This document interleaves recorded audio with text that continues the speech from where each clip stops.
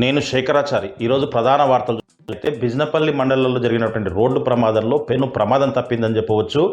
బిజినపల్లి మండల కేంద్రంలో ఉన్నటువంటి మేధాన్స్ ప్రైవేట్ పాఠశాల స్కూల్ బస్సు బాజీపూర్ వట్టెం వివిధ తండాలకు వెళ్ళి విద్యార్థులను తీసుకొస్తున్నటువంటి క్రమంలో అక్కడ ఒక్కసారిగా మూలం మలుపు వద్ద ట్రాక్టర్ ఢీ కొట్టడంతో స్కూల్ బస్సు బోల్తా పడింది. దీంట్లో అప్పటికే 30 మంది విద్యార్థులు ఉన్నారు. వాళ్లకు కొంతమందికి స్వల్ప గాయాలు కావడంతో స్థానికులు స్పందించి వెంటనే ఆసుపత్రికి తరలించారు.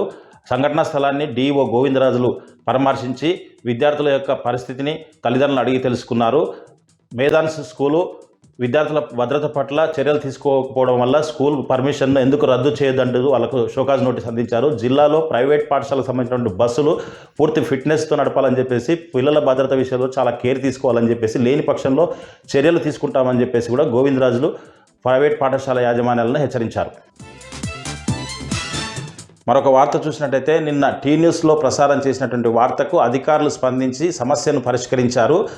తాడూరు మండలం మేడిపూరు జడ్పీ ఉన్నత పాఠశాలలో కొంతకాలంగా డిస్మెటల్ చేసినటువంటి మెటీరియల్ అంతా కూడా ప్లేగ్రౌండ్లో కుప్పగా పోయడంతో అక్కడ పాములు జర్లు వచ్చి విద్యార్థులకు ప్రమాదం పొంచి ఉందని చెప్పేసి టీ న్యూస్లో ఏదైతే వార్త ప్రసారమైందో దానికి అధికారులంతా వెంటనే స్పందించి ఈరోజు అక్కడికి అధికారులను పంపించి జేసీబీ సాయంతో గ్రౌండ్ అంతా కూడా ఆ వ్యర్థాలను తర్వాత ఆ మెటీరియల్ అంతా తొలగించి గ్రౌండ్ను శుభ్రం చేయడంతో అక్కడ గ్రామస్తులతో పాటు విద్యార్థుల యొక్క తల్లిదండ్రులు, ఉపాధ్యాయులు హర్షం వ్యక్తం చేస్తున్న పరిస్థితి కనిపించింది. మరొక వార్త చూసినట్టయితే లగచర్ల బాధితులను పరామర్శించడానికి కల్వకుర్తి నియోజకవర్గంలోని కర్తాల్ మండలం నుంచి మాజీ జడ్పీటీసీ దశరథ నాయక్ ఆధ్వర్యంలో మాజీ ప్రజాప్రతినిధుల బృందం, గిరిజన నాయకులంతా 30 మంది లగచర్ల వెళ్తున్నటువంటి క్రమంలో బొమ్రాజ్పేట్ వద్ద పోలీసులు ఈ నేతలను అడ్డుకొని అక్రమంగా అరెస్టు చేసి పోలీస్ స్టేషన్కి తరలించారు.